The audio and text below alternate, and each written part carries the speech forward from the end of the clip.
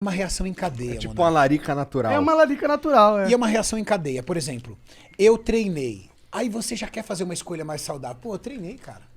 Não vou comer Não vou isso jogar daqui. fora. Não, eu vou comer um negócio legal, eu treinei. Uma coisa puxa a outra. Você quer manter aquela progressão, né? Aquele potencial ao máximo, né?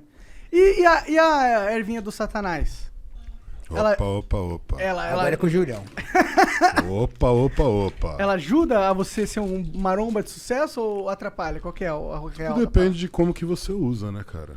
Essa é uma questão muito particular das pessoas. E tem muita gente que faz um mau uso, né? Então, entre remédio e veneno, o que diferencia é a quantidade. Total. Então, tudo que é excesso realmente te tira de si, né? E não traz benefício algum. Mas é uma atividade bastante comum no nosso cenário. Pra mim faz sentido. Pra mim parece complementar, Sim, entendeu? porque também tem ação analgésica. Você tem muita dor muscular, porque você Exato. treina Ajuda muito. ajuda- A maconha, ela dá uma... Ajuda a relaxar no sono, ajuda a trazer apetite para quem precisa comer. Então, eu imagino. Ajuda isso mesmo?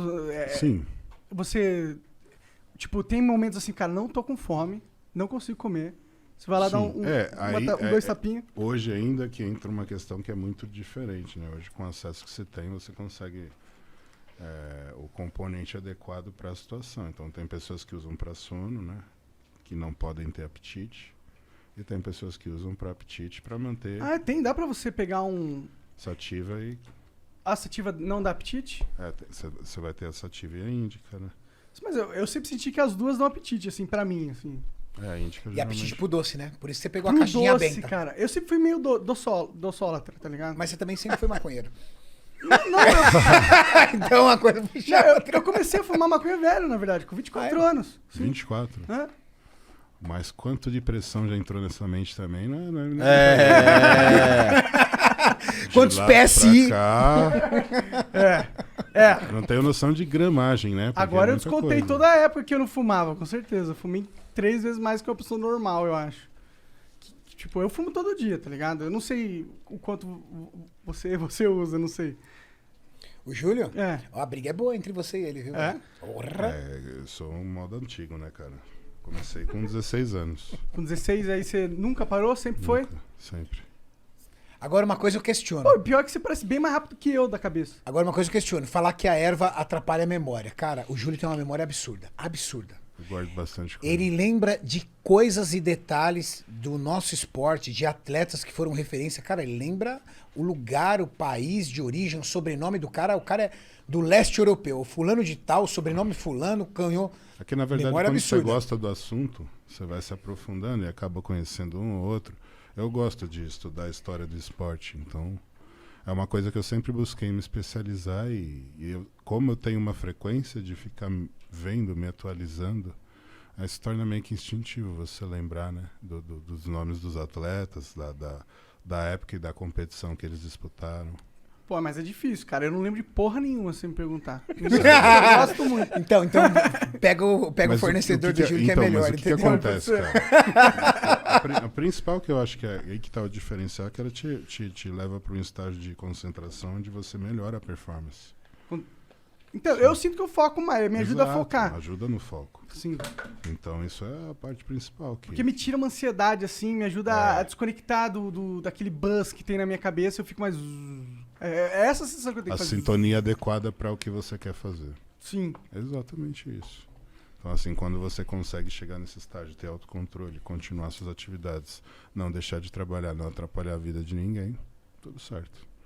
Sendo saudável. Exato. Cada um. Até porque o que acontece? O nosso meio, né? Ele também é um meio que é muito marginalizado com relação ao uso de substâncias, né? Então o fisiculturismo sempre foi o bandido dessa história. Apesar de não sermos a categoria que tem o uso mais frequente de substâncias dopantes. E isso não são só relacionados a esteroides. Então você tem esteroides, analgésicos, inibidores. Diuréticos, né? Diuréticos, são várias categorias que estão inclusas dentro do doping que te caracterizam uma suspensão de até 2 anos ou mais dentro da modalidade que tem controle. Entendi. A nossa modalidade no profissional não existe controle, assim como na NBA é também lá Da cannabis. Exato, a cannabis lá, ela Ela é realmente... total... Porque não é algo que realmente vai fazer um efeito que você vai sair além dos outros atletas num nível absurdo Não, muscular. e chegou numa situação que, sendo bem sincero, se eles fizessem o doping, não iria ter jogo.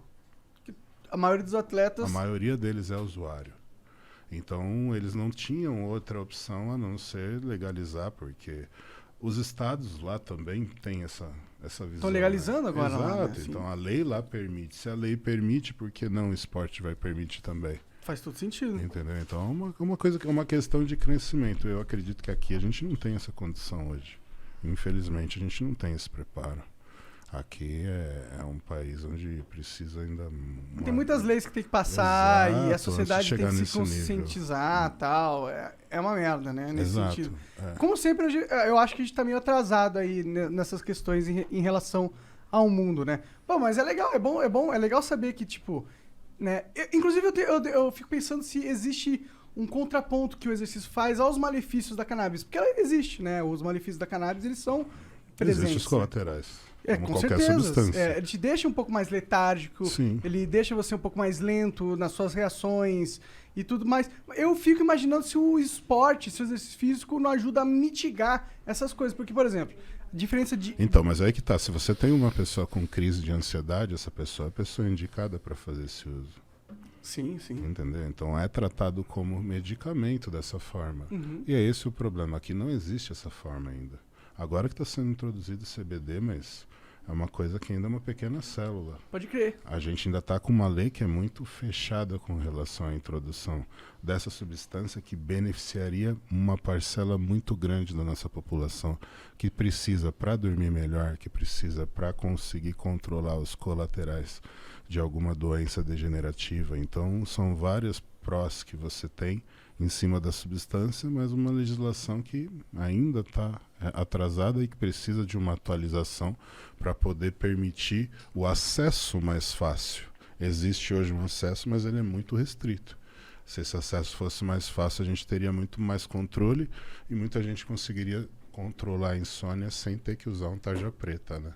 Exatamente, isso que a galera às vezes falha em entender, que existem muitos outros remédios aí que têm efeitos colaterais piores, mas eles são legais. Exato. E eles têm a mesma função que poderia ter um canabidiol, entendeu? Isso. E a gente só tá tendo um limite desnecessário, burocrático, na saúde das pessoas. Inclusive lá nos Estados Unidos eles estavam tendo uma crise muito forte de opioides, que eram aqueles remédios de analgésicos mesmo. Pesado, analgésico pesado. Sim. Mas essa entra numa questão que é política, né? As indústrias farmacêuticas também começam a perder um mercado que é muito grande. Então não é tão interessante para eles uma liberação dentro da Anvisa de uma substância que teoricamente iria inibir as vendas de certos medicamentos. Com E certeza. é um bagulho que é Toda só razão. você plantar aqui que nasce. Mas isso para a indústria farmacêutica é uma dificuldade. É péssimo. É péssimo. Peraí, eu vou ter que trabalhar com uma plantação disso, cara. Através de síntese orgânica, eu consigo fazer esse princípio ativo num reator. Verdade? Não dependo de um elemento natural. Fala assim, não, deixa isso para lá. A indústria farmacêutica, ela faz o que ela quiser. Por exemplo, é muito mais fácil você produzir um coquetel antirretroviral ou você descobrir, estudar e investir para uma vacina da cura da AIDS? O que vai te trazer mais lucro? Cara, O se que vai te você trazer maluco é o tratamento Não, perene. É o AZT. que vai te manter vivo e que vai te manter por um longo período. Esse tratamento é um tratamento caro.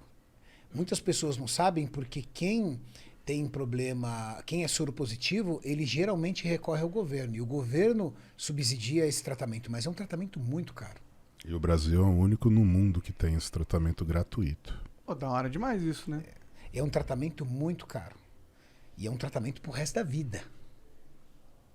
Ou seja, é a garantia da venda daquele medicamento pro resto da vida. O indivíduo tem 30 anos, ele vai viver até os 75, 80, ótimo. Então você vai ser meu cliente por 40 anos. Aí imagina um cliente como o Brasil. Quanto que não consome desse medicamento?